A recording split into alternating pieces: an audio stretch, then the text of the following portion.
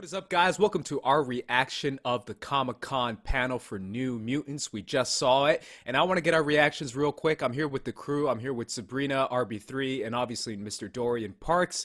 I'm going to go straight to you, man. What is your biggest takeaway from this panel?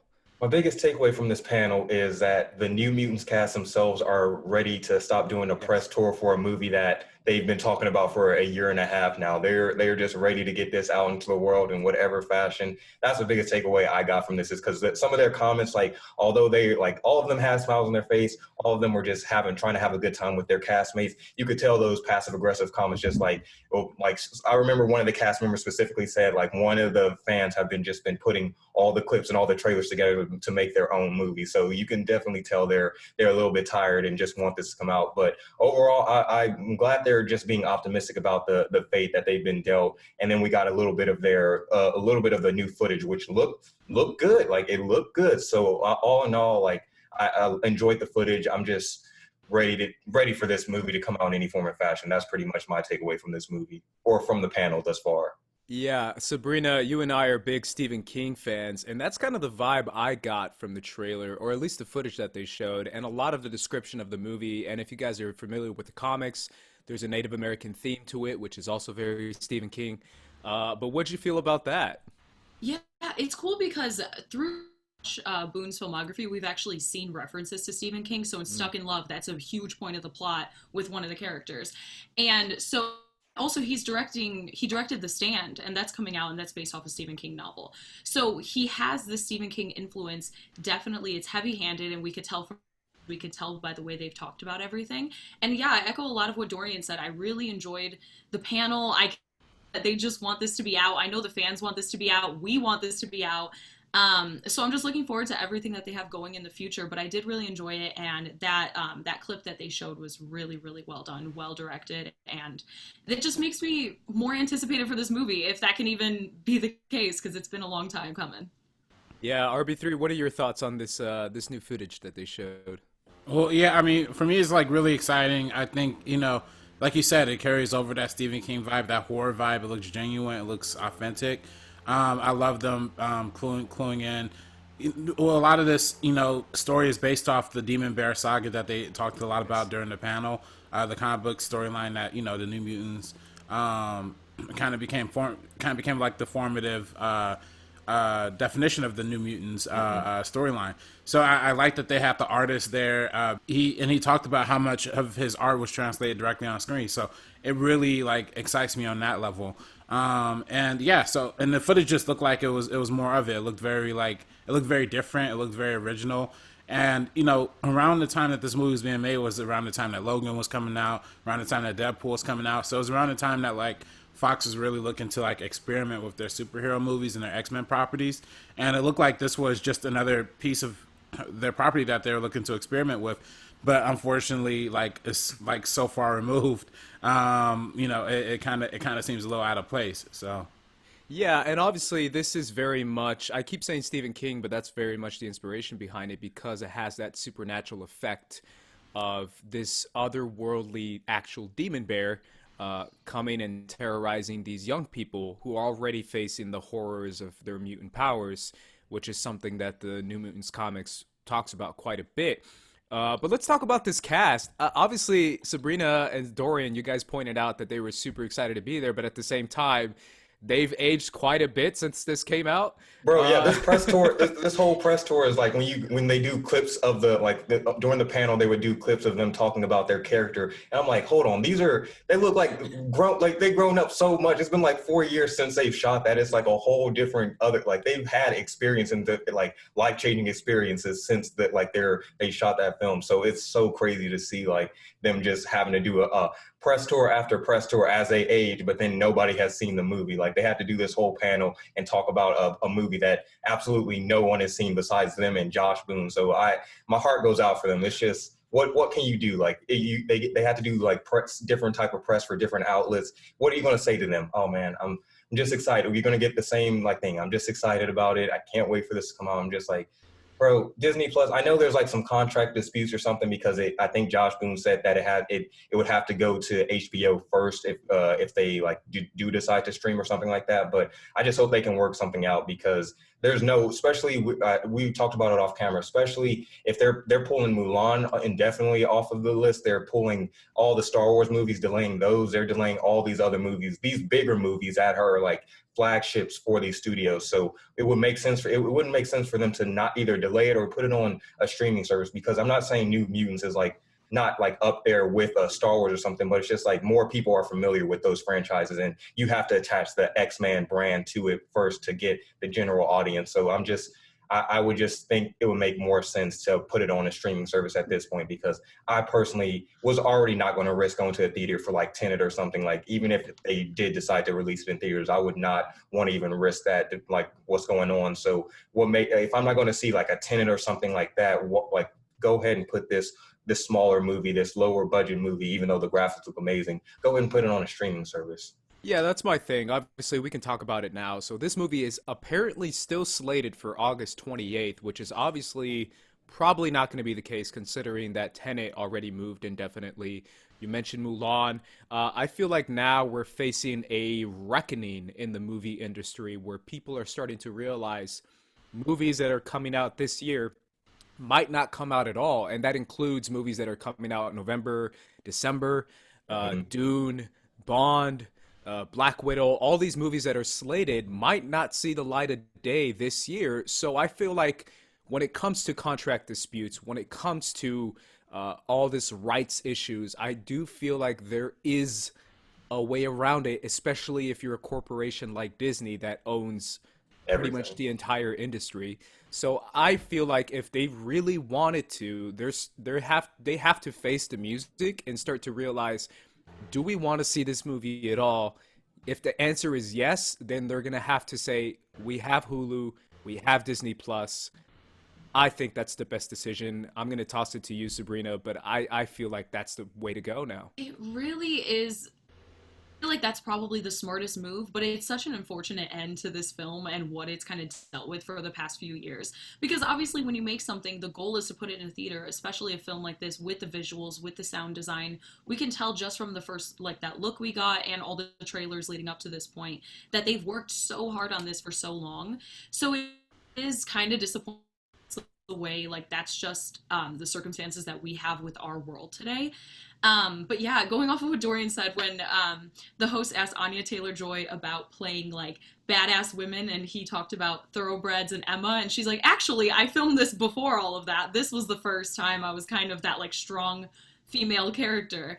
And it is so interesting to see them kind of, it's almost like they're reflecting on a movie that we haven't even been able to see yet. Like the audience hasn't seen. It's almost like when you see cast members talking about that. And so I feel like that, like, streaming is going to be its home, unfortunately. So I think that is the smartest move. It is a little disappointing. It's definitely not going to make that release date. With the fact that they said that, I was like, it's just not going to happen. And Ace, real quick, I thought it was funny that you mentioned that they need to face the music, because it was just announced today. Bill and Ted face the music they're doing it on video demand. So it's studios are like, all right, let's do it. If they're willing to make a Keanu Reeves, Alex Winter starred movie, like the third in a franchise, if they're willing to put that on video demand, why can't you put your movie on video demand? Yeah, and that's the thing. What people don't know about scheduling is that scheduling is very precise in Hollywood when it comes to studios. People pick these movies and pick these dates for years, right?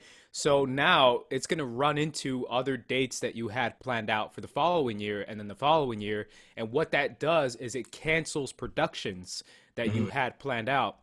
So if I had a production schedule planned out for a certain time period, I have to scrap that. So a lot of movies are going to get canceled just completely off the schedule. So now it's the idea of, do I cancel the movie or do I release it on streaming? And I think release it on streaming is the better decision. But I don't know, RB3, I don't know if you have any thoughts on this. Well, yeah, I mean, it's definitely tough. I mean, I think as consumers, it's definitely easy for us to say, like, yeah, to put it on streaming, like put it on premium VOD, like let's just see it. But I'm sure from a studio's perspective, they're like, well, I mean, like, we're gonna lose $100 million, plus we probably have to pay HBO another $30 million to buy them out of their contract so we could put it on our streaming service. So, like, we're losing more money on top of more money. And when we could just take a gamble and maybe hope that movie theaters open up at the end of August. Now, obviously, like, that's a kind of a bad bet to make, especially at this point. It clearly looked like this whole panel was like pre-recorded anyway. Hmm. It was.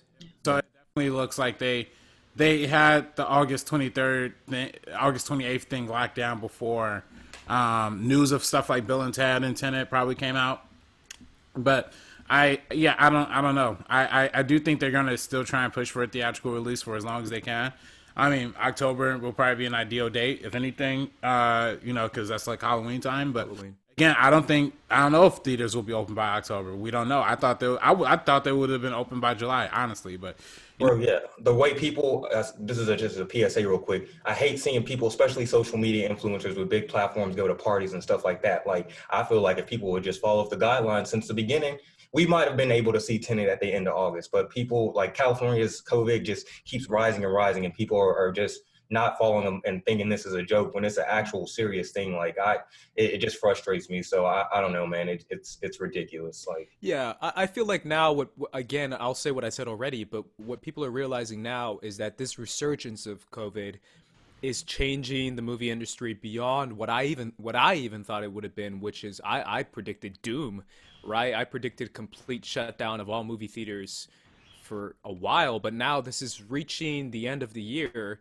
and I really do believe that movies that we as an audience, that we promised ourselves, I'm throwing ourselves in there as cinephiles, Sabrina, RB3, even you, Dorian, as like, we will never see this if it's not in a movie theater. We're going to end up being like, you know what? Let's swallow the pill. Let's see James Bond at home. Let's see Black Widow at home. Let's see all these movies that are slated for theaters. It's now going to be like, you know what? We have the movie. It's been literally sitting on the shelf. The only thing is we're waiting for the theaters to open, but it doesn't look like there's an avenue for that. I think that's what we're going to end up having to swallow and having to realize is like, these massive blockbuster movies will probably end up on VOD or at home. and I know we're going to wrap up soon, but I think Disney, if Disney specifically, if I'm Disney, I would use, like, you're pulling Mulan indefinitely. You are ready for, like, Artemis Fowl is a good example because it didn't perform as well as they expected, but that was originally slated for the movie theaters and they pulled it on Disney Plus. That was a one of their live action Disney things. So if I'm Disney, I would test gauge with Mulan and see, like, how they did with Hamilton. Like, they used to have a free 7-day trial where you could just enjoy Disney Plus and see if you liked it. But when Hamilton came out, they took that away. They didn't increase the price, but there was a definite spike. Like, I don't remember the exact records or the data, but there was a definite spike for their membership of subscription when they did Disney Plus. I mean, when they introduced Hamilton. So I would just do that test with Mulan and then go from there and gauge, like, all right, did we, like, I know they're not going to make their complete budget back, but it's like, did they make a good chunk of change from putting this on the streaming service rather than just have it sit on the shelf for who knows a year or so? Because, like, Universal, they were smart. They were like, nope, we're just going to pull Fast and Furious and we're going to place it till next year, and then we'll just leave it there and let it breathe and let's see what happens. So I don't know. I think I don't know. It's a tough situation all around. Yeah. And we do, like you said, at this point, we've always talked about how we're like theater purists, and we're like, we want to see these films in the theater. We want to see them right as they come out. We don't wait for like normal release. We wait for that theatrical release. And it is like a pill that we do have to swallow. So I 100% agree with everything that you have to say. That reality of what we're dealing with right now. And so that's why, even though it's not ideal, like, I wouldn't choose to see New Mutants at home for the first time or Tenet at home for the first time, but that really is what we with, because so many films are being pushed to the end of this year or to 2021. It is going so oversaturated with releases. I just don't know if something like New Mutants, for everything that's happened, I don't know how much it's going to stand out if they push it to the end of this year or if they push it to 2021, because we still have so many films that were supposed to get released for the past few months, like Promising Young Woman, things like that aren't actually even being talked about at all. They haven't said if it's coming out later this year. We don't know if it's going to VOD. We don't know if it's delayed indefinitely. There's a lot of question around that. So I feel like having a definitive answer with New Mutants, whether it's going on to streaming or whether it's being put as soon as possible, would really, really help kind of all of everything that's going around, all the conversation around New Mutants. I think that would help a lot. Yeah, I mean, I think that's kind of what we're realizing. All right, guys, before we go, I kind of want to go around the table real quick. What character, what cast member are you most excited to see? This is a stat cast with a lot of different cool powers, characters we've never seen on screen before, some that we have. Shout out to my boy Sunspot, my Latino brother right there. But either way, character that you're most excited to see, it could be because of the actress, it could be because of the X-Men character. I'll start with you, RB3. Oh, sorry, give me 1 second. My light just went out. No worries. Okay, whatever. I'll still go. I picked the most prepared one. There. Yeah. Who am I personally more excited for? I'm most excited to see, a returning character like you said, Andres, Sunspot. I like fire powers. I like that. I like that little moment in one of the trailers where he's like inside the washing machine thing. There's I think there's gonna be a really interesting storyline there for him. So I'm super excited about that. Yeah, we briefly saw a Sunspot in Days of Future Past for anyone who doesn't know. He's one of the few Latino characters. But shout out to my boy Sunspot, wearing a sun shirt. Hey, All the fire powers, the Latino powers, that's what we bring, bro. We bring that fuego. Sabrina, who's a character that you're excited to see?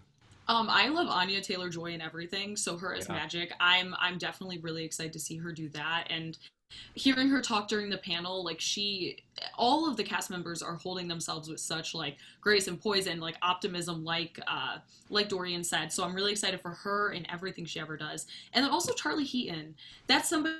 He's on Stranger Things and he's really, really great in the show. Hasn't really had that kind of breakout into film. This probably would have been his chance, and for him, it's been delayed for a long time. I think he's going to do really great because he's so talented. So I'm excited to see him kind of break out into like film like this. I love him in panels. He looks like he does not want to be there. If someone says, "Can I have 5 minutes of your time?" He's like, 5 is a lot. pushing it, man. Yeah. But Dorian, how about you? For me, I'm seconding what Sabrina said. It's gonna be Anya Taylor-Joy as Magic. Like what we've seen thus far. Like when it wasn't this footage that we saw, but I think it was a previous trailer when they ended it when she was like, "That bear is magic," and then she turns around, she's like, "So am I." I was like, "Oh, damn. All right, Anya." I was like, "All right, I see you, girl." Like, and then she pulls out the sword. That whole that's so beautiful. That whole scene, and just her, like anytime, and we saw a new clip of her when she actually transforms her arm into the sword. I was just like, it seems like they're really making sure that she gets some shine. And I wouldn't be surprised if my hope is to that all these, even though it's in the Fox universe or whatever, I hope it's like a standalone enough to where they can absorb it into the MCU so that this isn't just the last time we see these casts. Like, I think it would make sense, like have them say like, here's a time jump. Now they're all older, like in the actual MCU because they are older now. Or what about another timeline? So, yep, I'll be down for that. Just we could have different versions of the same actresses.